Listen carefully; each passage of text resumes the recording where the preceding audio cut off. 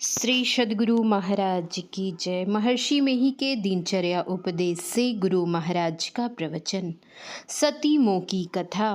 प्यारे लोगों, जब तक लोग संसार में रहते हैं तब तक संसार के पदार्थों की आवश्यकता अवश्य होती है।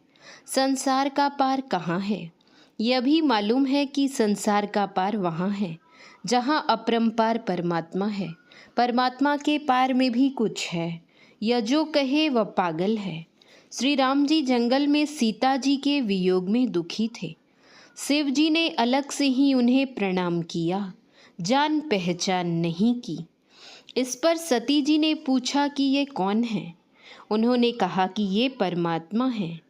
यह सुनकर सती जी मन ही मन सोचती हैं, ब्रह्म जो व्यापक विरज अज, अकल अनीह अभेद, सो की देह धरी होई नर, जाहि न जानत वेद। विष्णु जो सूर हित नर तनुधारी, सो सर्वज्ञ जथा त्रिपुरारी, खोजई सो की अज्ञ इव नारी, ज्ञान धाम श्रीपति असुरारी। जो ब्रह्म सर्वव्यापक, माया रहित, अजन्मा, अगोचर, इच्छा रहित और भेद रहित है, और जिसे वेद भी नहीं जानते, क्या वह देह धारण कर मनुष्य हो सकता है? देवताओं के हित के लिए मनुष्य शरीर धारण करने वाले जो विष्णु भगवान हैं, वे भी शिव जी की ही भांति सर्वज्ञ हैं। ज्ञान के भंडार, लक्ष्मीपति और असुरों के शत्रु भगवान विष्णु क्या अज्ञानी की तरह स्त्री को खोजेंगे? शिव जी ने सती के मन के संदेह को जान लिया। उन्होंने सती जी से कहा, अगर आपके मन में संदेह है तो जाकर परीक्षा ले लीजिए। जब सीता जी का रूप बनाकर गईं तो राम जी ने पहचान लिया और पूछा, आप अकेले जंगल में क्यों फिर रही हैं? शिव जी कहाँ हैं? इतना सुनते ही सती जी समझ गईं कि अवश्य राम जी शक्तिमान हैं, लेकिन लज्जा के मारे उन्होंने आंखें बंद कर लीं। आंखें मूंदने पर भीतर भगवान राम, सीता जी और लक्ष्मण जी दिखाई पड़े। आंखें खोलती हैं तो बाहर में भी तीनों मालूम पड़े। कई बार उन्होंने आंखें बंद की और खोलीं तो भीतर बाहर तीनों नजर आए। यह देखकर सती जी डरकर बैठ गईं, और जब आंखें खोलीं तब कुछ नजर नहीं आया। वे चुपचाप वहाँ से चली आईं और शिव जी से झूठ कह दिया कि मैंने कोई परीक्षा नहीं ली, आपकी ही तरह प्रणाम करके चली आई। शिव जी ने ध्यान बल से जान लिया कि सती ने सीता जी का रूप बनाया था। तब उन्होंने उनका मन ही मन त्याग कर दिया। त्याग करते ही वहाँ पर आकाशवाणी हुई कि आपके बिना ऐसा प्रण कौन कर सकता है। जब शिव जी वहाँ से कैलाश पर्वत पर आए तो सती जी को सामने आसन दिया और आप ध्यान में बैठ गए। सती के पिता दक्ष प्रजापति यज्ञ कर रहे थे। उसमें शिव जी का अंश नहीं रखा गया था। सती जी को जब मालूम हुआ कि मेरे पिताजी यज्ञ कर रहे हैं तो समाधि से उठने पर शिव जी से उन्होंने पिता के घर जाने की आज्ञा मांगी। शिव जी ने कहा कि इसमें संदेह नहीं कि मित्र, स्वामी, पिता और गुरु के घर बिना बुलाए भी जाना चाहिए, लेकिन जहाँ कोई विरोध माने तो वहाँ नहीं जाना चाहिए। सती जी के बहुत कहने पर शिव जी ने आदेश दे दिया। जब वे वहाँ गईं तो शिव जी का अंश नहीं देखा। उन्हें बहुत दुख हुआ।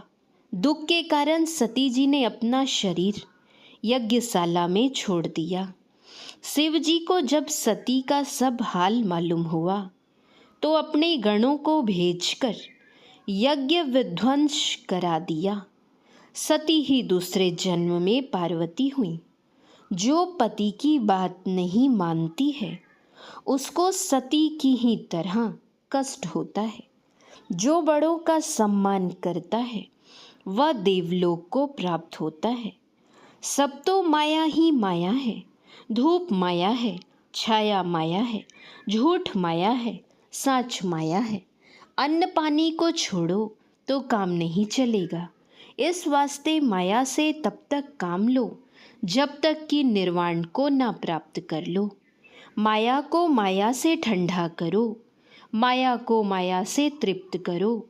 जब माया छूट जाए तब किसको तृप्त करोगे? यह एक जन का काम नहीं है। सवरी जी ने 14,000 वर्ष तक भक्ति की थी। श्री सद्गुरु महाराज की जय। पुस्तक अपने गुरु की याद में। लेखक गुरु सेवी स्वामी भगीरथ दास जी महाराज।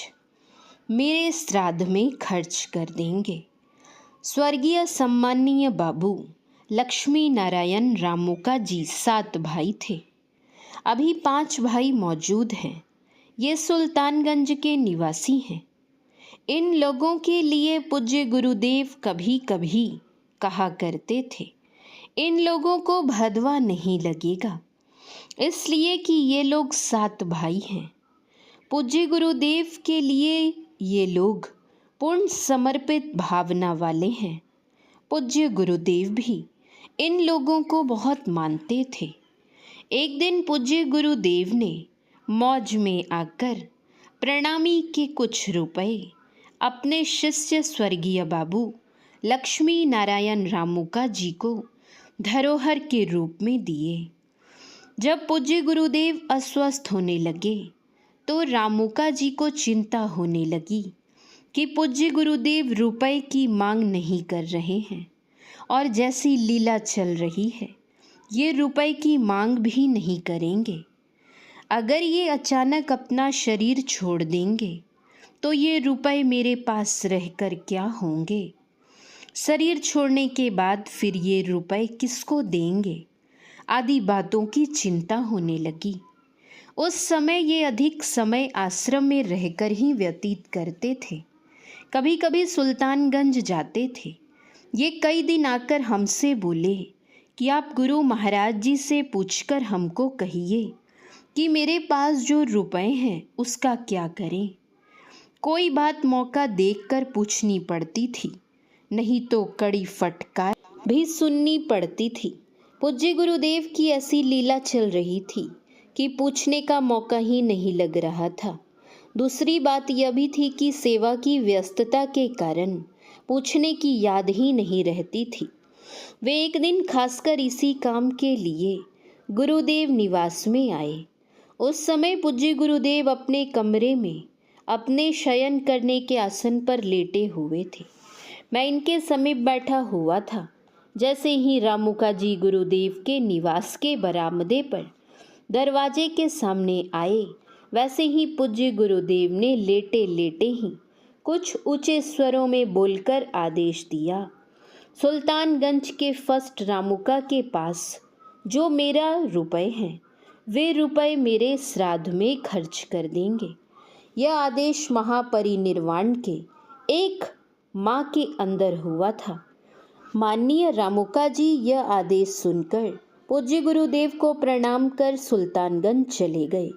महापरिनिर्वाण के बाद ये रुपए इन्हीं के शुभ कार्य में खर्च किए गए। श्री सद्गुरु महाराज की जय। श्री सद्गुरु महाराज की जय। श्री सद्गुरु महाराज की जय। जय गुरु महाराज।